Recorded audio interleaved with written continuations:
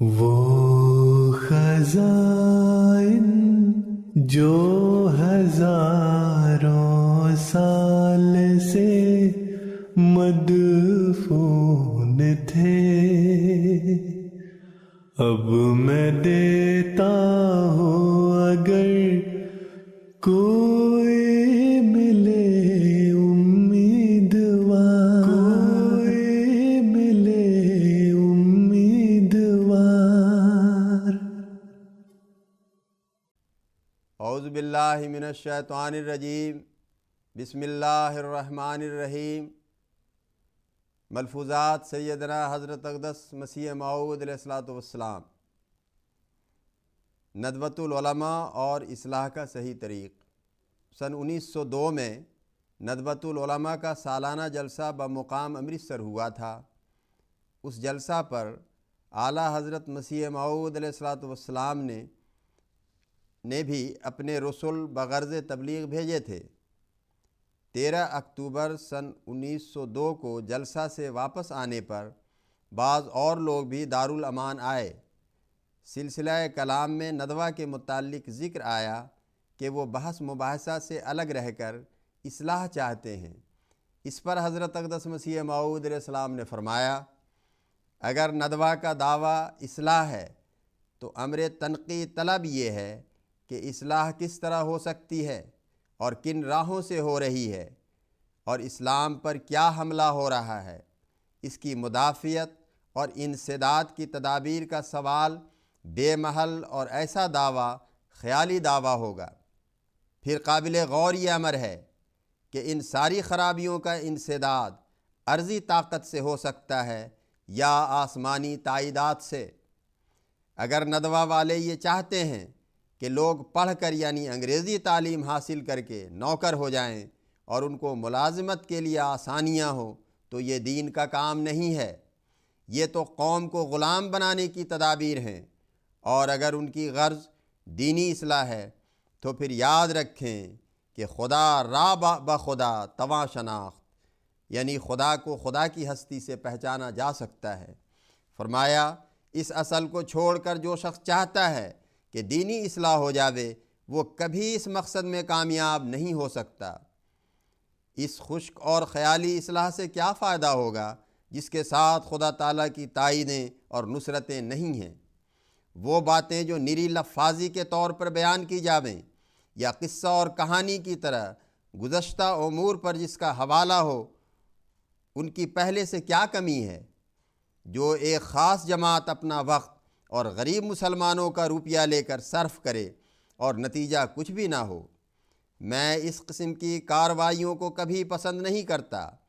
ایسی باتوں سے ریاکاری اور نفاق کی بو آتی ہے، کیونکہ یہ طریق اس مطلب اور غرض کے حصول سے کوسوں دور ہے جس کے لیے انسان پیدا کیا گیا ہے، اور جس طرح دنیا کی اصلاح ہوا کرتی ہے وہ رنگ اس میں موجود نہیں ہے۔ اصلاح کا طریق ہمیشہ وہی مفید اور نتیجہ خیز ثابت ہوا ہے جو اللہ تعالیٰ کے اذن اور ایما سے ہو۔ اگر ہر شخص کی خیالی تجویزوں اور منصوبوں سے بگڑی ہوئی قوموں کی اصلاح ہو سکتی تو پھر دنیا میں انبیاء علیہم السلام کے وجود کی ہی کچھ حاجت نہ رہتی۔ جب تک کامل طور پر ایک مرض کی تشخیص نہ ہو اور پھر پورے وثوق کے ساتھ اس کا علاج معلوم نہ ہو لے، کامیابی علاج میں نہیں ہو سکتی۔ اسلام کی جو حالت نازک ہو رہی ہے وہ ایسے طبیبوں کی وجہ سے ہو رہی ہے جنہوں نے اس کی مرض کو تو تشخیص نہیں کیا، اور جو علاج اپنے خیال میں گزرا اپنے مفاد کو مد نظر رکھ کر شروع کر دیا۔ مگر یقیناً یاد رکھو کہ اس مرض اور علاج سے یہ لوگ محض ناواقف ہیں۔ اس کو وہی شناخت کرتا ہے جس کو خدا تعالیٰ نے اسی غرض کے لیے بھیجا ہے، اور وہ میں ہوں۔ اصلاح احوال کے لیے آسمانی تدابیر کی ضرورت ہے۔ حضور علیہ السلام فرماتے ہیں، اسلام کے اندر ایک خطرناک پھوڑا ہو گیا ہے اور ایک جزام باہر کی طرف سے الگ لگ رہا ہے۔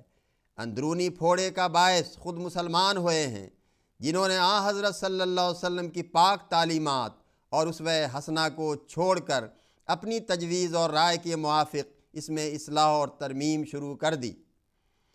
وہ باتیں جو کبھی حضرت صلی اللہ علیہ وسلم کے وہم و گمان میں بھی نہ آئی تھیں آج عبادت قرار دی گئی ہیں، اور زہد و ریاضت کا بہت بڑا مدار انہی پر رکھا گیا ہے۔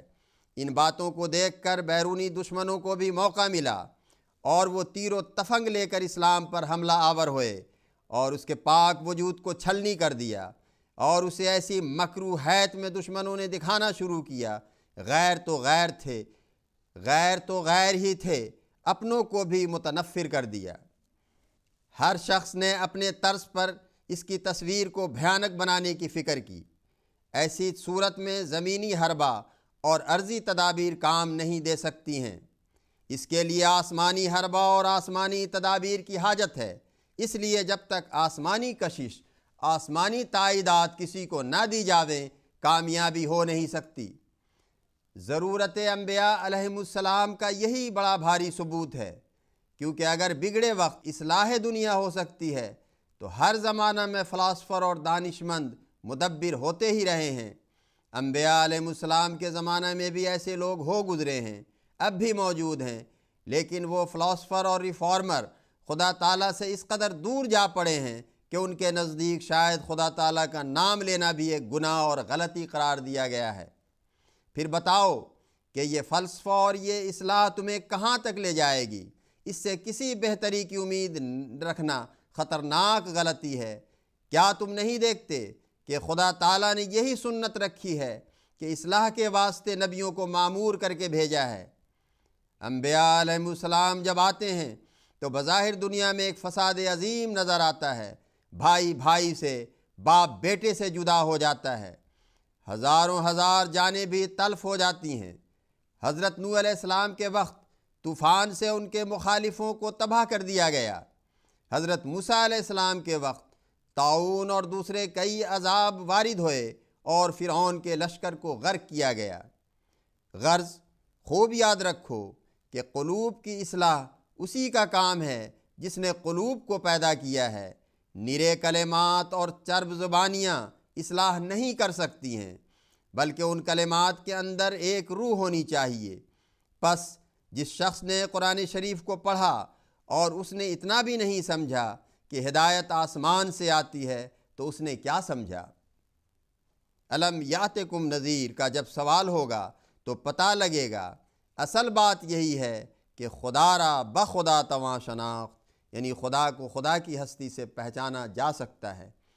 فرمایا اور یہ ذریعہ بغیر امام نہیں مل سکتا، کیونکہ وہ خدا تعالیٰ کے تازہ بتازہ نشانوں کا مظہر اور اس کی تجلیات کا مورد ہوتا ہے۔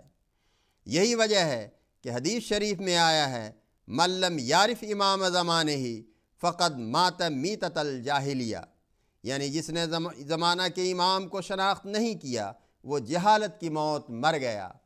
اللہم صلی علی محمد وآل محمد وبارک وسلم انک حمید مجید۔